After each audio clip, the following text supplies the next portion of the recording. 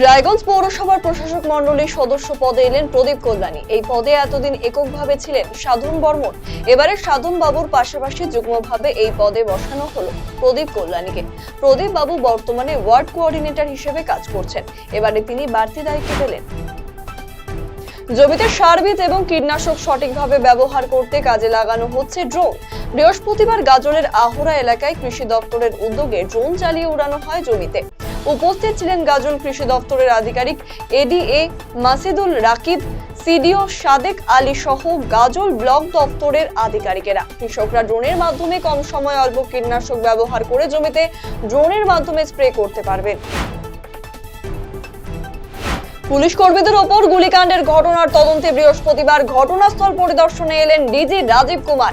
এদিন তার সঙ্গে ছিলেন রায়গঞ্জ পুলিশ জেলার পুলিশ সুপার মোহাম্মদ সানা আক্তার, ইসলামপুর পুলিশ জেলা পুলিশ সুপার জবি থমাস সহ অন্যান্য আধিকারিকেরা। এদিন তারা সমস্ত উপস্থল ঘুরে দেখেন। বুধবার পাঞ্জিপাড়ায় পুলিশ কর্মীদের লক্ষ্য করে গুলি চালিয়েছিল বিচারাধীন এক আসামি। এই ঘটনার জেরে আতঙ্ক ছড়িয়ে পড়েছিল সাধারণ মানুষের মনে। এদিকে এই ঘটনার পর বৃহস্পতিবার রায়গঞ্জ জেলা সংশোধনাগার থেকে কোনো আসামিকে সশরীরে হাজির করানো হয়নি রায়গঞ্জ জেলা আদালতে। প্রশ্ন উঠছে, তাহলে কি নিরাপত্তার কথা ভেবেই আসামিদের আনা হয়নি? এদিকে এই বিষয়টি নিয়ে ধোঁয়াশার মধ্যে রায়গঞ্জ জেলা আদালতের আইনজীবীরাও।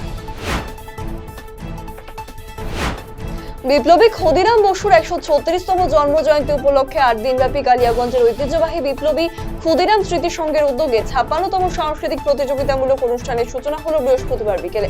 এদিন ফিতে কেটে এবং প্রদীপ প্রজ্বলন করে অনুষ্ঠানের সূচনা করেন পশ্চিমবঙ্গের শিক্ষা প্রতিমন্ত্রী সত্যজিৎ বর্মন। বিপ্লবী ক্ষুদিরাম স্মৃতি সংঘের উৎসবে কচি কাঁচা সহ সাধারণ বিভাগ উৎসবে অংশগ্রহণকারীদের নিয়ে প্রতিযোগিতা চলবে আগামী ২২শে জানুয়ারি পর্যন্ত। তবে আগামী ২৪শে জানুয়ারি বহিরাগত শিল্পীদের নিয়ে বিচিত্র অনুষ্ঠানের মধ্যে দিয়ে শেষ হবে অনুষ্ঠান। ফুল ভালোবাসে না এমন মানুষ নেই। ফুল আমাদের সকলের অত্যন্ত প্রিয়, তাই মানুষের দৃষ্টিনন্দন করতে প্রতি বছরই রায়গঞ্জের করোনেশন উচ্চ বিদ্যালয় প্রাঙ্গণে ফুল মেলা অনুষ্ঠিত হয় নন্দনের পরিচালনায়। এবারেও একই ছবি। মাঘের শুরুতে শীতের মৌসুমে অনুষ্ঠিত হলো নন্দন পরিচালিত ফুল মেলা ২০২৫। বৃহস্পতিবার ফিতে কেটে এই ফুল মেলার উদ্বোধন করা হয়। ইটাহার থানার দুর্লভপুর অঞ্চলের ভাটিন গ্রাম হাই মাদ্রাসার সুবর্ণ জয়ন্তী উৎসব হলো স্থানীয় এবং বহিরাগত শিল্পীদের সমন্বয়ে। আয়োজনের শেষ দিনে অনুষ্ঠানে উপস্থিত ছিলেন রায়গঞ্জের প্রাক্তন বিধায়ক মোহিত সেনগুপ্ত, তিলক তীর্থ ভৌমিক সহ অন্যান্য বিশিষ্ট ব্যক্তিরা। মাছ চাষ বৃদ্ধির লক্ষ্যে মৎস্য চাষীদের হাতে চারাপোনা ও খাবার তুলে দিল কালিয়াগঞ্জ ব্লক মৎস্য দপ্তর। বৃহস্পতিবার কালিয়াগঞ্জ ব্লক মৎস্য দপ্তর প্রাঙ্গণ থেকে মাছের চারাপোনা বিতরণ করা হয়। উপস্থিত ছিলেন পঞ্চায়েত সমিতির সভাপতি হিরণময় সরকার, ব্লক মৎস্য আধিকারিক সায়রী চক্রবর্তী সহ অন্যান্যরা। কালিয়াগঞ্জ পঞ্চায়েত সমিতির সহযোগিতায় এদিন 18 জন মৎস্য চাষীর মধ্যে রুই, কাতলা, মৃগেল জাতীয় মিশ্র মাছের চারাপোনা এবং মাছের খাবার বিতরণ করা হয়। মানি ব্যাগ কুড়িয়ে পেয়ে প্রকৃত মালিকের হাতে ফিরিয়ে দিয়ে মানবিকতার পরিচয় দিলেন এক সিভিক ভলেন্টিয়ার। ঘটনাটি ঘটেছে কালিয়াগঞ্জের অনন্তপুর গ্রাম পঞ্চায়েতের ভুরকুট পাড়া এলাকায়। বৃহস্পতিবার থানায় পুলিশ আধিকারিকদের উপস্থিতিতে হারিয়ে যাওয়া সবকিছু তুলে দেওয়া হয় মোহন মার্ডির হাতে। খোয়া যাওয়া মানি ব্যাগ ফিরিয়ে দিতে পেরে স্বস্তিতে ওই সিভিক ভলেন্টিয়ার। করণদিঘি থানার টুঙ্গিদিঘি নিকটস্থ মিরদিঘিতে আয়োজিত হয়েছে বগিয়া ভাওয়াইয়া উৎসব। বুধবার এবং বৃহস্পতিবার দুদিন ব্যাপী চলা এই উৎসবের উদ্বোধন করেন রাজ্যের শিক্ষা প্রতিমন্ত্রী সত্যজিৎ বর্মন।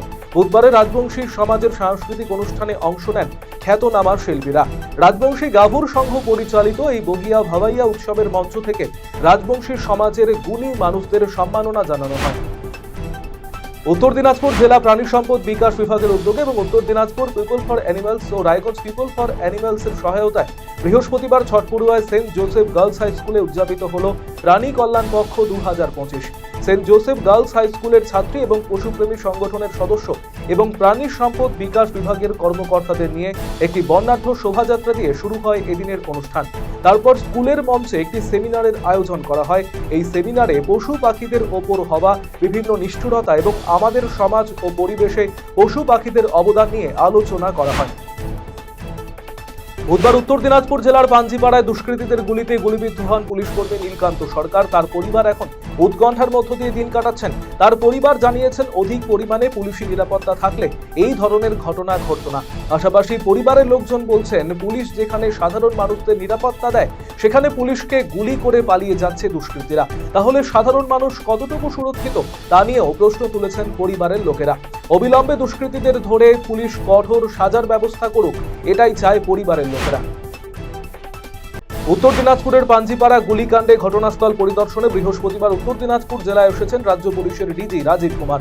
ইসলামপুর মহকুমা থেকে এদিন রাতে রায়গঞ্জে এসে পৌঁছন তিনি। রায়গঞ্জ পুলিশ লাইনের কল্পনা অতিথিশালায় উপস্থিত হন ডিজি রাজীব কুমার।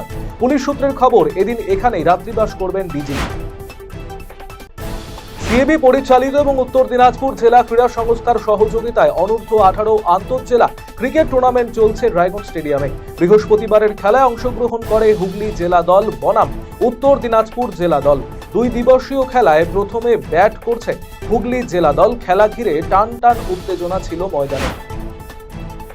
করণদিঘি থানার টুঙ্গিদিঘি নিকটবর্তী লেবুর মিলে শুরু হলো বগিয়া ভাওয়াইয়া উৎসব।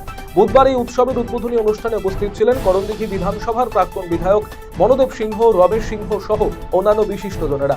এই উৎসব বৃহস্পতিবার রাত পর্যন্ত অনুষ্ঠিত হবে।